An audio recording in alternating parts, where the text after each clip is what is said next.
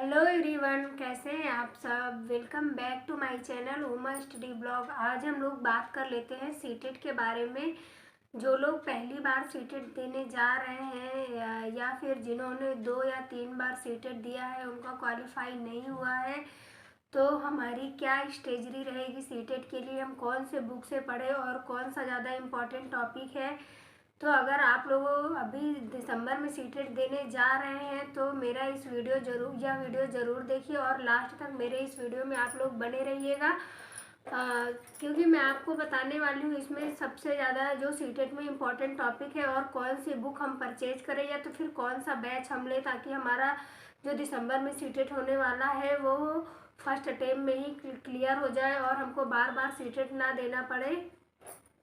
और अगर आपका सीटेट क्लियर हो जाता है तो फिर आप ऑल ओवर इंडिया में कहीं के लिए भी आप अगर कोई भी वैकेंसी आती है तो आप उसमें अप्लाई कर सकते हो अपने स्टेट के लिए, तो आप एलिजिबल हो ही जाते हैं और ऑल ओवर इंडिया के लिए भी आप एलिजिबल हो जाते हैं। अगर किसी अदर स्टेट में भी वैकेंसी आती है और अगर उसमें अदर स्टेट वालों को मौका मिलता है तो उसमें ज़रूर अप्लाई कर सकते हैं अगर आपका सीटेट क्वालिफाई है तो। और मैं आप लोगों से यही कहूँगी कि अदर स्टेट में वैकेंसी आती है और अगर मौका उसमें मिल रहा है तो ज़रूर आप लोग अप्लाई करिएगा, क्योंकि अपने स्टेट के भरोसे मत रहिए। यूपी में तो लगभग 7 साल हो गए हैं, अभी कोई वैकेंसी देखने को नहीं मिली है और हमारी एज लिमिट भी ख़त्म हो जाती है। तो इसलिए मैं आप लोगों को कह रही हूँ कि अदर स्टेट का भी ज़रूर अप्लाई करें। देखिए, अभी हो सकता है कि 2026 में हमको सुपर टेट की वैकेंसी देखने को मिले, तो अभी से अगर हमारा सीटेट क्वालिफाई रहेगा या फिर यूपी टेट भी आप क्वालिफाई कर लेंगे तब भी आपको मौका मिल सकता है।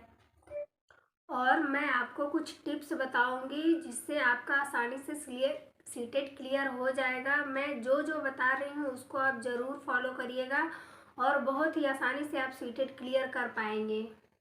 और कोई बहुत ज़्यादा बड़ी बात नहीं है सीटेट को क्लियर करना, बस आपको ये पता होना चाहिए कि हमको कौन से टॉपिक को पढ़ना है और कौन से टॉपिक को छोड़ना है, कौन सा टॉपिक ज़्यादा इम्पॉर्टेंट है।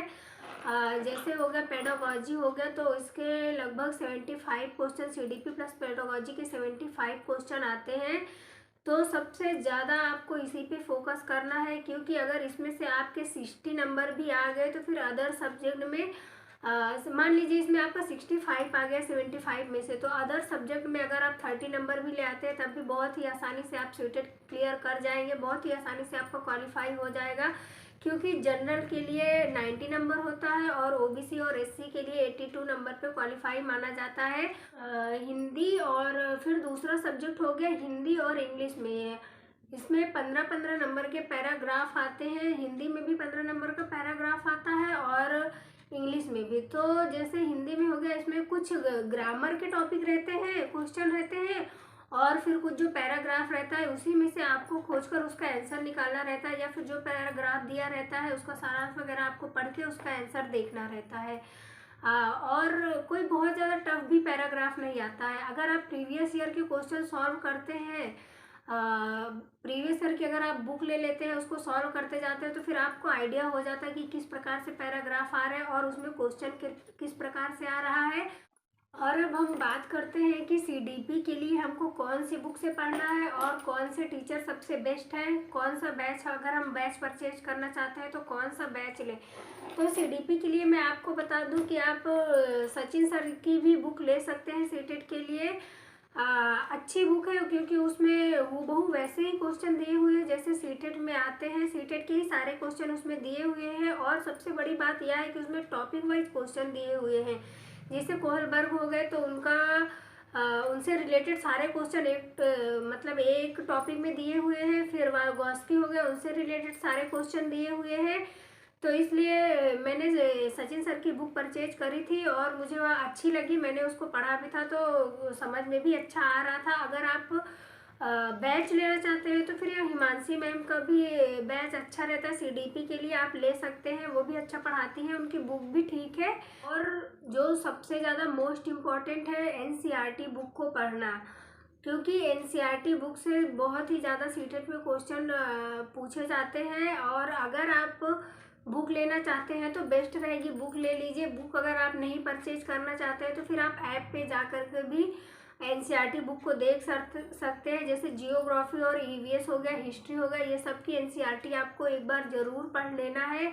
इसकी बुक अगर आप सीटेट देना चाहते हैं तो फिर ये सब एनसीईआरटी 5th 6th और 7th क्लास की आपके पास ज़रूर होना चाहिए। जब सारे टॉपिक आपने कंप्लीट कर लिया है तो फिर उसके बाद आपको सॉल्व करना है प्रीवियस ईयर क्वेश्चन, क्योंकि प्रीवियस ईयर क्वेश्चन सॉल्व करते हैं तो फिर हमको आइडिया होता है कि एग्जाम में किस प्रकार से क्वेश्चन आ रहे हैं। तो प्रीवियस ईयर क्वेश्चन के लिए आपको कौन सी बुक लेनी चाहिए और कौन सी बुक सबसे ज़्यादा बेस्ट है, तो मैं आपको बता दूं कि अग्रवाल एग्जाम कार्ड की प्रीवियस ईयर क्वेश्चन की बुक बहुत ही ज़्यादा अच्छी है, आप उसको ले सकते हैं। उसमें सारे प्रीवियस ईयर क्वेश्चन दिए हुए हैं।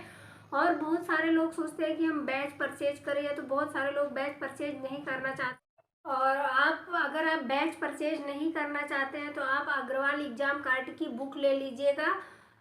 उसमें आपको सीटेट के सारे क्वेश्चन मिल जाएंगे और बहुत ही ज़्यादा बेस्ट रहेगी सीटेट के लिए। अगर आप और सेल्फ स्टडी करिए, बुक ले लीजिए, आप सेल्फ स्टडी करिए। जो भी टॉपिक आपको समझ में नहीं आता है उसको आप यूट्यूब पे डाल के देख लीजिए, जैसे कोहलबर्ग हो गया, वाइगॉस्की। अगर कुछ भी समझ में नहीं आता तो आप उसको यूट्यूब पे डाल दीजिएगा, बहुत सारे वीडियो आपको देखने को मिल जाएंगे और वो भी फ्री में मिल जाएंगे। ऐसा नहीं है कि आपको पेड करना पड़ेगा, फ्री में मिल जाएंगे आप। और कुछ इसमें इम्पॉर्टेंट टॉपिक हो गए, जैसे सीडीपी के लिए कोहलबर्ग, जीन पियाजे, वाइगॉस्की, इनसे रिलेटेड कम से कम 10 से 12 क्वेश्चन आपको सीडीपी में मिल जाए, सीटेट में मिल जाएंगे आपको देखने के लिए। अगर प्रीवियस ईयर भी पेपर आप देख रहे होंगे तो ये सब टॉपिक से ज़्यादा क्वेश्चन आपको देखने को मिलते हैं, चाहे आप फर्स्ट पेपर देने जा रहे हो या फिर सेकेंड पेपर। तो सीडीपी के लिए ये इन सबको बहुत ही अच्छे से आप तैयार कर लीजिए, ज़रूर आपका सीटेट क्वालिफाई हो जाएगा और वो भी फर्स्ट अटेम्प्ट में।